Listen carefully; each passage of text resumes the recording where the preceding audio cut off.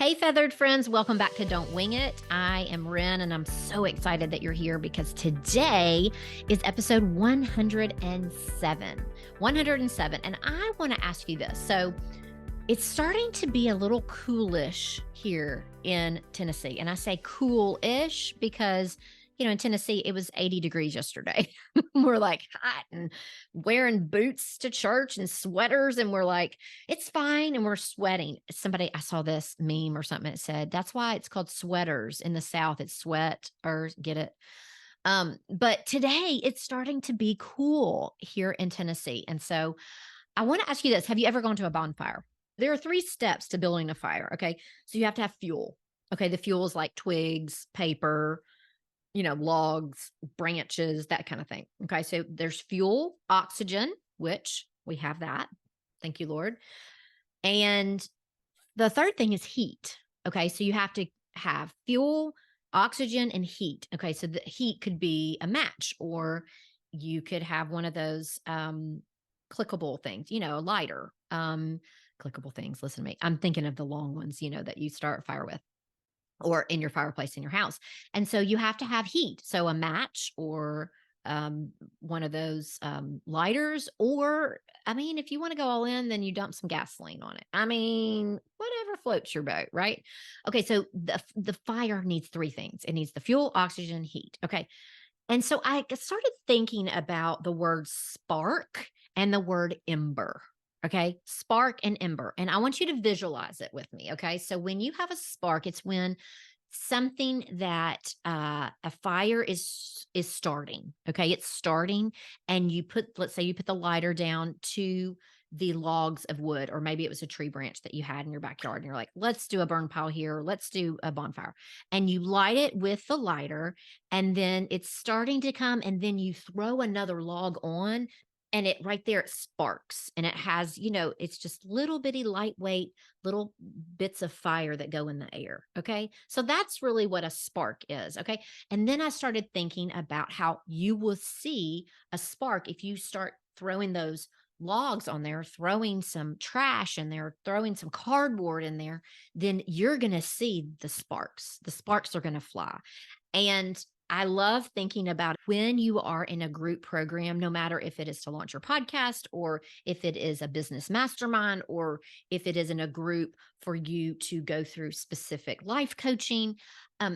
Group coaching can light a spark, and it could really spark your creativity. And I was thinking about that aspect of things. And then I started going down a rabbit trail when I was researching of how you would start a fire. How do sparks, fly? How do they, they're lightweight, and when you can see a spark. And then I started doing some research on an ember. And an ember, the difference between the spark is fast and it's quick and it kind of disintegrates. But an ember is hardy. An ember can ignite. And did you know that a single ember, okay, so one ember, can't generate much heat? But once you have even just a small pile of embers, so not just one, but a small pile, they can produce radiative heat. Radiative heat, which means it radiates out and makes you warm. So it can create radiative heat that's necessary to ignite. So ignite the wood, ignite other, like I said, cardboard and other materials. And so one ember on its own can't generate that. But then when you have a small pile, a small number, that can create that radiative heat that will ignite other materials.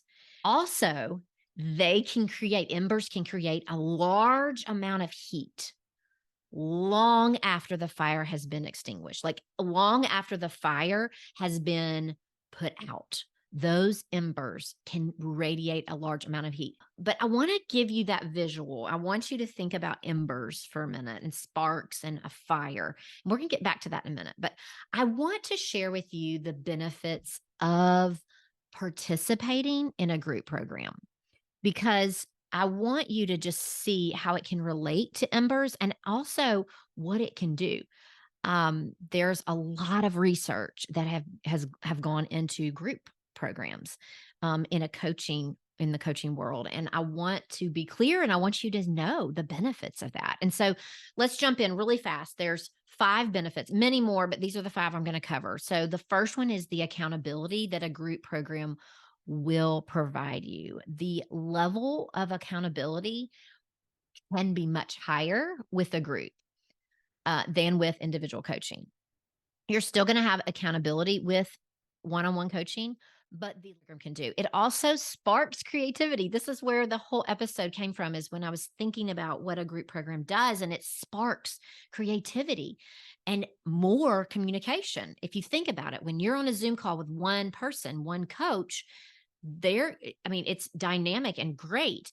But then when you have more people in a small group, still small, intimate, but when you have more than 1 or 2 people, it will spark that creativity. More information will be shared, more information will be circulated, and even members of that community will appear and really begin to naturally enhance others in the group. I see this in my group program with flight. I saw number 2. Number 3 is that it's relationship building. It is not, okay, it's not personal.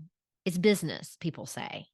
But let me just tell you, in 2023, it is personal. It is highly personable and personal. And I think of the You've Got Mail movie. Remember when she said he's quoting The Godfather, Tom Hanks, and he's like, it's not it's not personal, it's business. And she's like, what is that? What do you mean it's not personal, it's business? It should begin by being personal. And I agree with you, Kathleen Kelly. Like, she was the owner of Around the Corner Books, and she was a small business owner. And she was like, it needs to start by being personal. I totally agree. Totally agree. So having a group around you and with you, it is relationship building. I want to encourage you, if you follow my podcast flight plan with the flight group, you will launch your podcast in the 10-week program so that you can accomplish your goal of a podcast. And the real value is that you are confident in enjoying your time over the holidays with your family and friends, and looking forward to reaching your business goal of starting a podcast in Q1. And I know that being confident and enjoying your time over the holidays and accomplishing your business goal in Q1 is what you want, isn't it? Email me at ren@renrobbins.com and I will send you the info for my flight podcast group program. And remember, friend, I am here for you because life is too short to just wing it. Have a great day.